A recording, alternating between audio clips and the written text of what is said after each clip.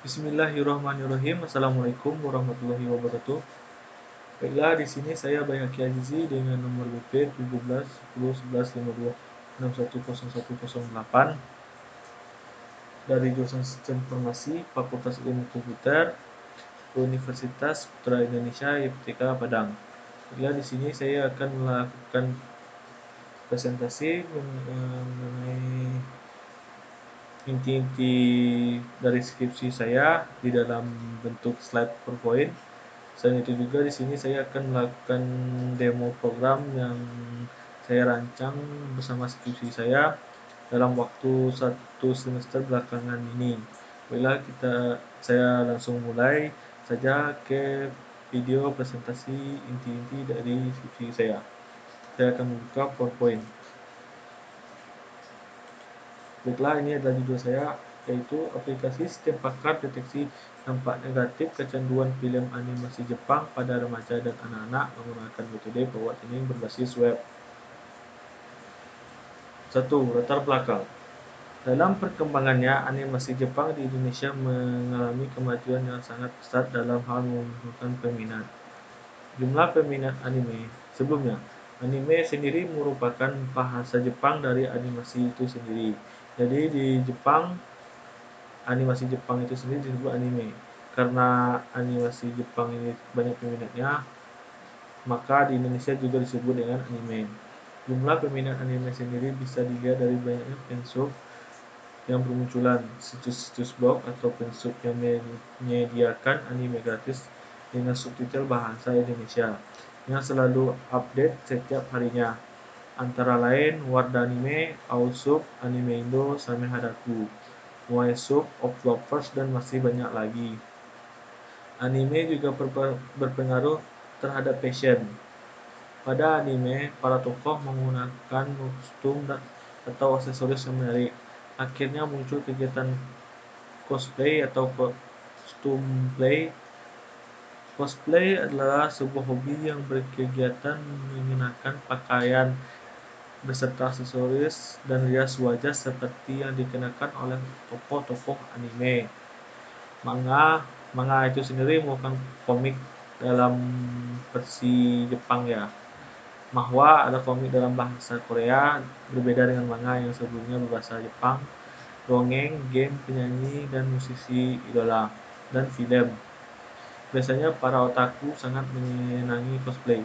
Otaku sendiri merupakan individu atau sekelompok orang yang terlalu mendalami atau terlalu mencintai anime yang digemari tersebut, baik itu dalam berpakaian, perilaku, atau sebagainya.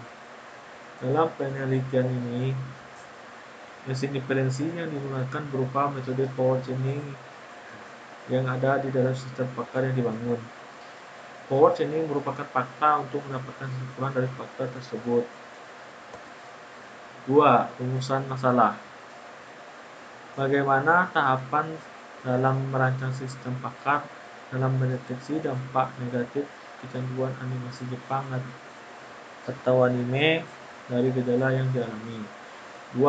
Bagaimana pula sistem pakar ini dapat membantu para orang tua untuk mengetahui jika terjadi gangguan terhadap anaknya akibat dampak buruk kecanduan animasi Jepang atau anime. Bagaimana sistem bisa mengetahui gangguan apa yang dialami berdasarkan gejala yang dialami orang yang kecanduan animasi Jepang tersebut. 4. Bagaimana nantinya sistem pakar ini dapat memberikan hasil akurat dalam memberikan solusi akibat dampak negatif animasi Jepang terhadap anak-anak dengan metode forward chaining berdasarkan data gejala yang telah diinputkan sebelumnya. 3. Hipotesa.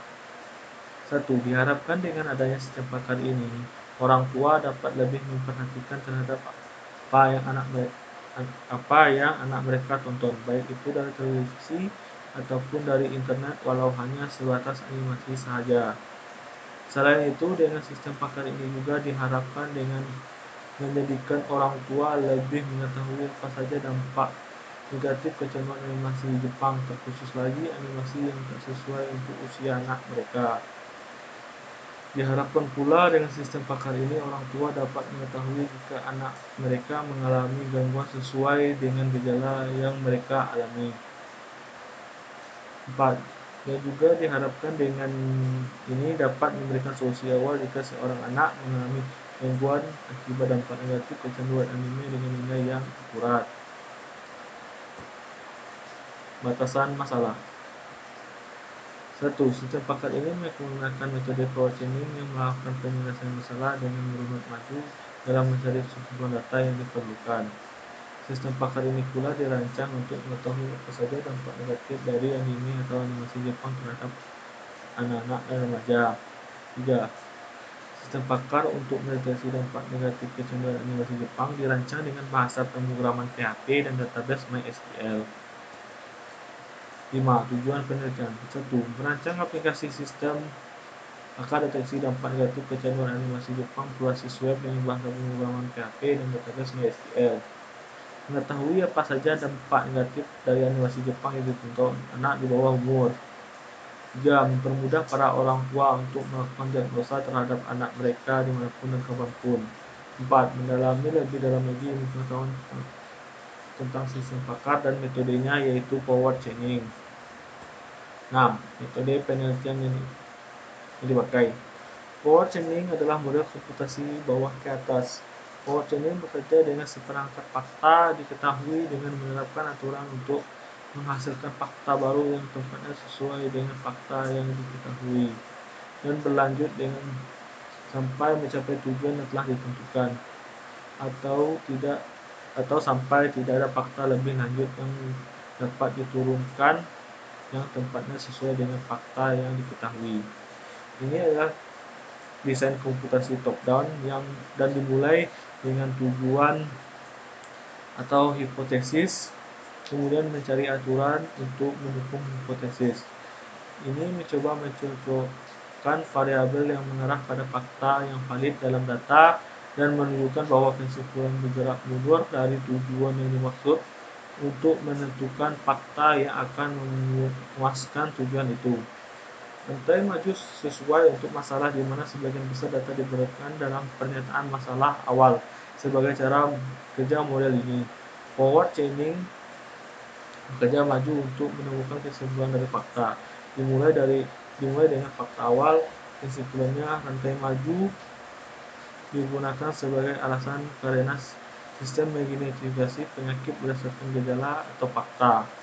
Agar lebih jelasnya, power chaining merupakan sintaks berikut sebagai alat bantu dalam mencari fakta.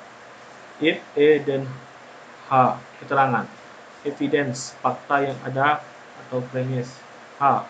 Hipotesa atau kesimpulan yang dihasilkan atau konklusi. Contohnya, if langit mendung and udara menjadi dingin, then turun hujan. Atau jika langit mendung dan udara menjadi dingin, maka turun hujan. Kerangka penelitian. Kemudian kedua, kerangka penelitian yang ini akan menjelaskan apa saja tahapan dalam penelitian. Tahapannya berupa penelitian pendahuluan, pengumpulan data, analisa, perancangan, kemudian sistem, implementasi, dan evaluasi sistem. Ini adalah waktu penelitian mulai dari November 2020 hingga Februari 2021. Ini adalah role sistem pakar. Misalnya role 1. If apakah anak tidak mampu memahami apa yang dari luar dirinya. Ini adalah gejala 001. And apakah anak tidak paham terhadap masalah orang atau kelompok lain. Dan ini adalah gejala 2. And apakah anak tidak mengerti, paham atau filsafat selain yang mereka yakini. Dan ini adalah gejala 3. And apakah anak menganggap hal yang mereka yakini adalah hal benar. Gejala 04. And apakah anak membela dan mempertahankan kebenaran yang mereka yakini. Gejala 05. Dan apakah anak memegang apa yang ada di sisi mereka. Gejala 06. Dan anarkisme. Jadi jika gejala 1 dan gejala 2 dan gejala 3 dan gejala 4 dan gejala 5 dan gejala 6 dimasukkan atau diinputkan, maka akan menghasilkan suatu kesimpulan berupa seseorang tersebut atau individu tersebut mengalami gangguan fanatisme atau gangguan P001. Begitu juga pada role 2. Role 2, gejala yang terdapat pada role 2 berbeda dengan role 1 karena gangguan yang terjadi pada role 2 merupakan gangguan yang berbeda dari role 1. Begitu juga dengan role 3, bahwa gejala role 3 berbeda dengan gejala yang ada di role 2 dan role 1. Begitu juga dengan role 4. Karena setiap role memiliki gangguan yang berbeda-beda, maka gejalanya juga akan berbeda. Ini adalah use case diagram. Use case diagram ini nantinya akan menampilkan apa saja yang dapat diakses oleh user dan admin. Di sini user dapat mengakses halaman utama, halaman konsultasi, informasi gangguan, riwayat konsultasi dari user tersebut, registrasi untuk melakukan login, cetak laporan, cetak seluruh dari laporan konsultasi yang telah ia lakukan. Di sini admin dapat melakukan atau mengakses halaman utama, kelola gangguan, kelola gejala, kelola role, kelola user, dan laporan konsultasi.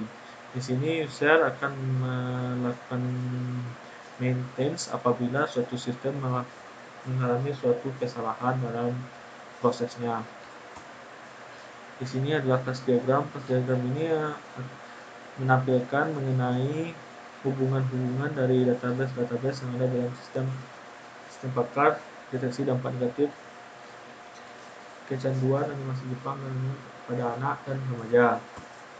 Ini adalah sequence diagram admin dalam mengelola data gejala. Admin akan masuk ke form gejala. Sebelumnya admin masuk ke form gejala, cek data gejala tersebut.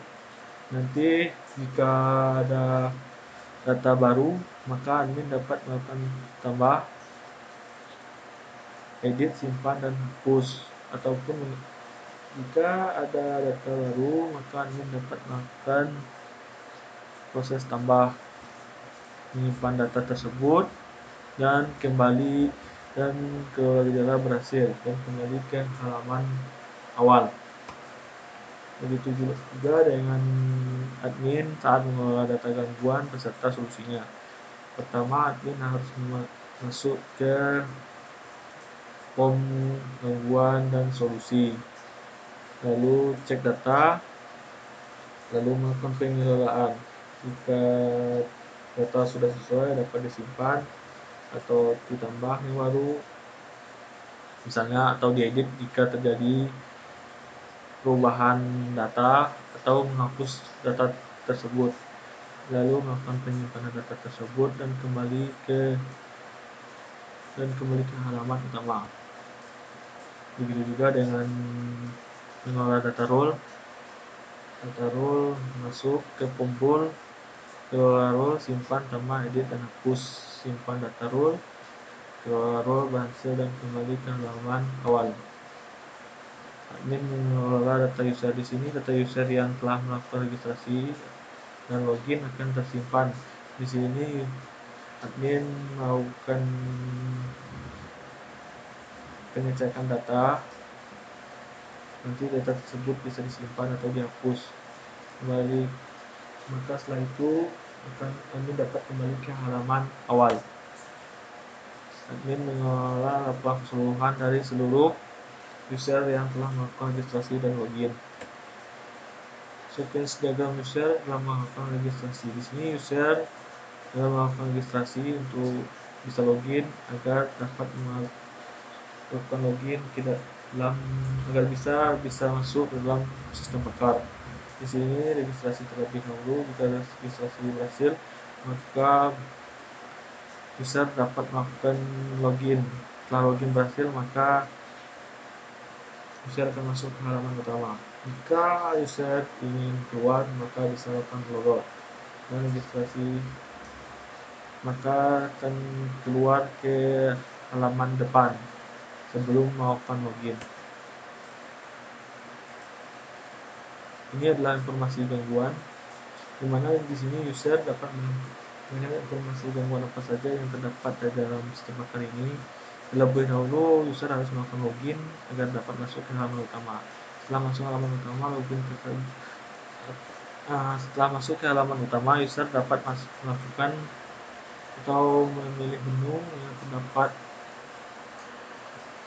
pada halaman utama dan memilih informasi gangguan. Dan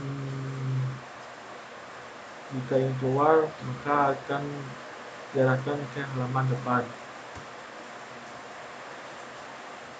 Konsultasi.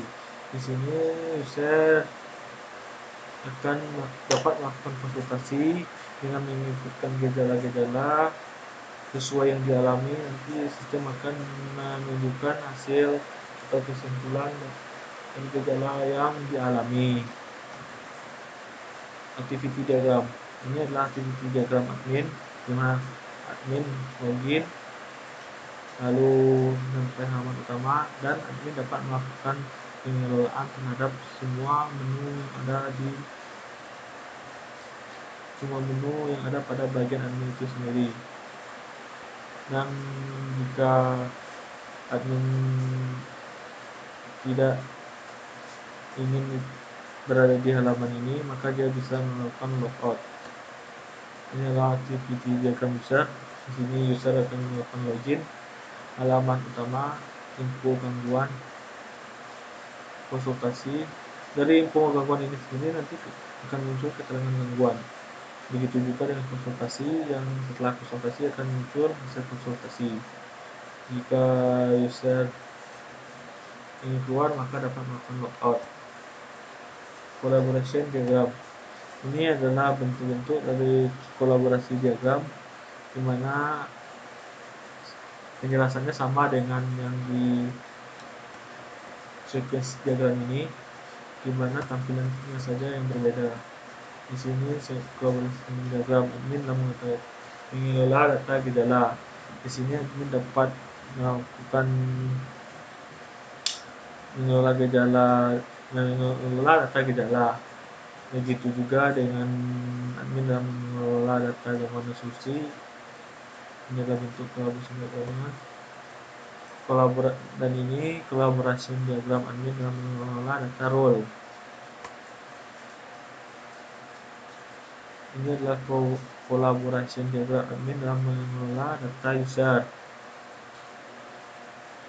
Sedangkan ini adalah kolaborasi admin dalam mengelola laporan keseluruhan dari seluruh user yang telah melakukan registrasi. Ini collaboration diagram user dalam melakukan proses registrasi dan login. Ini collaboration user dalam melihat informasi gangguan yang ada dalam sistem pakar. Sedangkan ini adalah collaboration user dalam melakukan proses konsultasi dalam mengetahui gangguan apa yang dialami dan solusi apa yang sebaiknya diberikan nantinya oleh sistem. Ini adalah diagram. Kesimpulan: setelah melakukan proses perancangan sistem pakar dengan sistem dan melakukan proses penerapan aplikasi tersebut, maka penulis juga selaku perancang aplikasi mendapati beberapa kesimpulan yang dapat diambil di antaranya. Selama tahapan perancangan aplikasi sistem pakar ini, dari awal perancangan hingga siap untuk digunakan, penulis yang selaku perancang aplikasi berusaha keras untuk dapat selalu melakukan yang terbaik dengan melakukan riset, observasi, dan mencari data yang dibutuhkan dari internet agar dapat digunakan sebagai referensi dalam perancangan aplikasi sistem pakar, baik itu melihat buku atau jurnal dari sumber lainnya ataupun bertanya pada ahlinya. Selain itu, dengan adanya sistem pakar ini dapat membantu orang tua dalam lebih cepat melakukan diagnosa dengan melihat gejala apa yang dialami si anak dan mencocokkannya dengan gejala yang ada di dalam sistem, dan nantinya dapat memberikan solusi agar anak tidak terlalu kecanduan dalam menonton animasi Jepang yang bisa mengakibatkan si anak terlalu sering berhalusinasi di lingkungan masyarakatnya. Dengan gejala yang dialami si anak, diharapkan sistem dapat memberikan solusi dengan mencocokkan data gejala yang dialami dengan yang ada di dalam sistem. Dengan menginputkan gejala tersebut, maka dapat dengan cepat melakukan penanganan kepada anak, agar anak tidak terlalu kecanduan dalam menonton anime, terlebih lagi anime yang tak sesuai dengan umur mereka. Dengan melakukan konsultasi sistem pakar, maka nantinya akan menjabarkan gangguan apa yang dialami berdasarkan gejala yang diinputkan. Dengan sistem yang menggunakan metode poll-chaining dalam langkah penyelesaian dengan merunut maju dan memberikan hasil yang akurat dan solusi yang tepat. Baiklah, sekian dari presentasi dari slide inti dari skripsi saya. Saya akan melanjutkan dengan penyembuhan program yang telah saya rancang bersama dengan skripsi ini. Baiklah,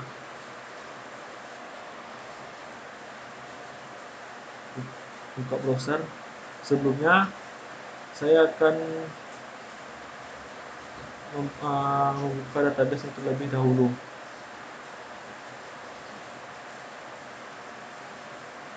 Ini adalah database-nya, deskripsi 21. Dan ini adalah tabel-tabel yang terdapat dalam database. Di sini ada tabel admin berisi data admin. Di sini ada tabel gangguan berisi data gangguan beserta dengan solusinya. Gejala, hasil konsultasi, role, dan user. Dan ini adalah bentuk awal dari halaman depan sistem pakar saya. Ini adalah halaman utama, informasi gangguan. Setelah login nanti juga bisa mengakses ini. Setelah kita coba lakukan login sebagai admin terlebih dahulu. Jika seorang admin, maka level yang dipilihnya adalah admin. Di sini, kalau dia user, maka secara otomatis dia tidak akan login. Begitu pula jika kita tidak memilih levelnya. Admin, login, maka secara otomatis dia akan login. Ini adalah halaman utama dari admin. Ini adalah data konsultasinya, data gangguan.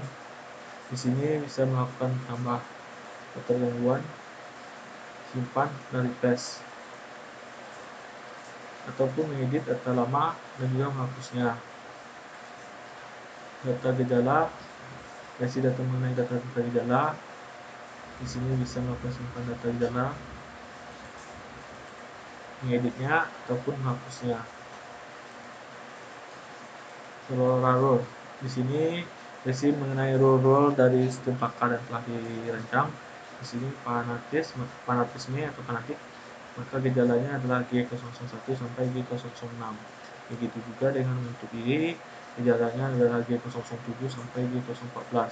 Begitu seterusnya. Di sini dapat melakukan penghapusan di sini dengan klik tombol ini, ataupun menambah data gejala baru, role baru.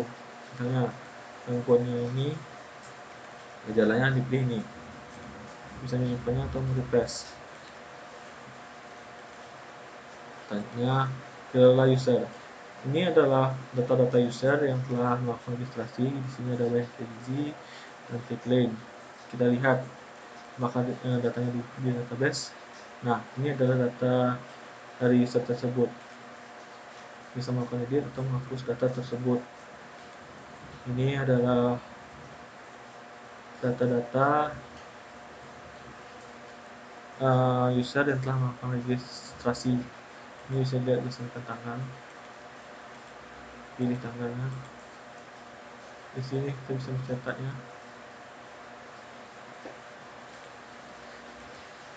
menghapusnya, maka terhapus.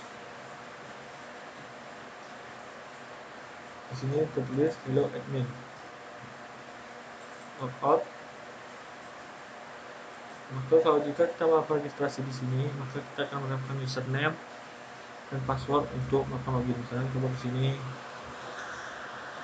Kiki, masukkan password 123456, nama lengkap Kiki Putri,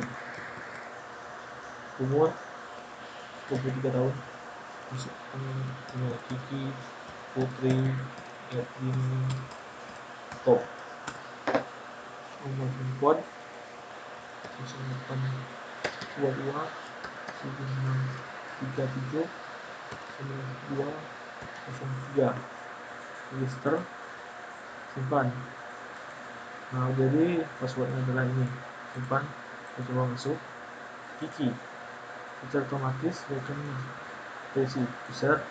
Jika dia admin maka dia tidak akan bisa login. Jika kita pilih user maka dia akan izin. Nah, halo Kiki, ini adalah halaman utama, ini adalah konsultasi. Di sini kita bisa konsultasi informasi gangguan. Jika kita klik informasi gangguan ini maka akan muncul keterangan dari gangguan tersebut. Misalnya fanatik adalah antusiasme yang berlebihan dan tidak rasional terhadap suatu hal yang ada, atau pengabdian terhadap suatu teori, keyakinan, ataupun garis tindakan yang menentukan sikap yang emosional dan miris faktis tanpa mengenal batas-batas. Para pelaku fanatisme bermacam, mulai dari anak kecil hingga orang dewasa, laki-laki ataupun perempuan, berpendidikan tinggi atau rendah, baik secara kelompok ataupun individual. Ini adalah riwayat konsultasi. Karena Kiki baru melakukan registrasi maka tidak ada datanya di sini. Kita coba konsultasi. Apakah anak tidak mampu buat dirinya? Apakah anak tidak paham terhadap masalah orang atau kelompok lain? Cara kerja dari role ini itu begini. Jika kita menginputkan atau menjawab pertanyaan dari sistem ini, sebagai contohnya, sebentar.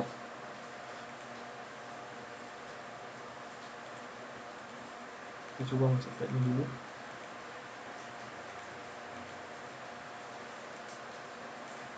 Jika semua, misalnya kita masukkan di sini kan ditanyakan, maka kalau jika kita pilih ya semua dari G1 sampai G6, ini G4 ya.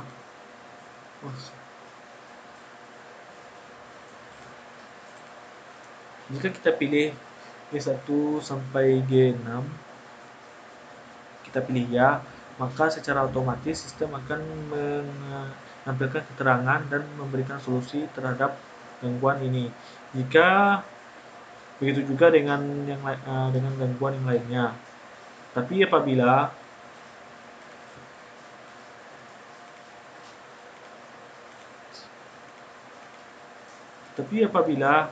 misalnya gangguan fanatik atau fanatisme ini, kita hanya mengiyakan gejala 01, gejala 03, gejala 04, 05, 06, sedangkan 2 tidak.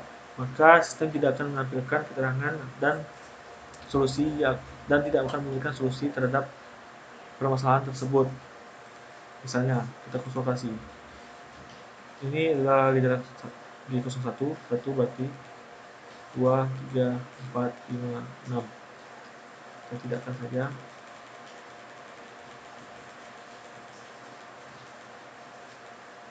Maka gangguan yang dialami yaitu fanatisme.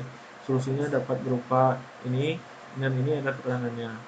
Kita bisa mencetaknya di sini, mencetak hasil konsultasi tersebut, cetak dan menyimpannya di penyimpanan kita.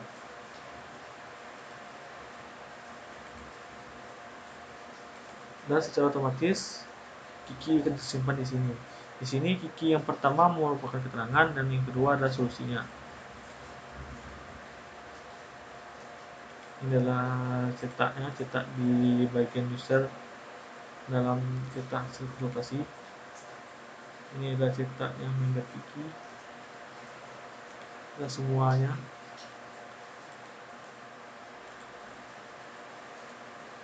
Kita contohkan seperti yang saya jelaskan sebelumnya. Apabila ada salah satu atau sebagian gejala dari gangguan ini tidak jawab dengan ya, maka secara otomatis sistem tidak akan mengeluarkan hasil dan keterangannya. Begitu juga dengan gangguan lainnya. Seperti misalnya G01 ya, G02 ya, G03 tidak, G04 tidak, G05 ya, G06 tidak. Tidak saja. Maka gangguan dari dampak negatif tidak diketahui. Jadi untuk mendapatkan hasil dan keterangan haruslah suatu individu atau kelompok tersebut mengalami semua gejala yang ada dalam satu gangguan ini. Jika hanya sebagian saja, maka sistem tidak akan menampilkan keterangan dan solusi dari gangguan yang ada. Sekian dari saya. Jika ada kurang dan salah, saya mohon maaf. Lebih dan kurang saya mohon maaf. Assalamualaikum warahmatullahi wabarakatuh.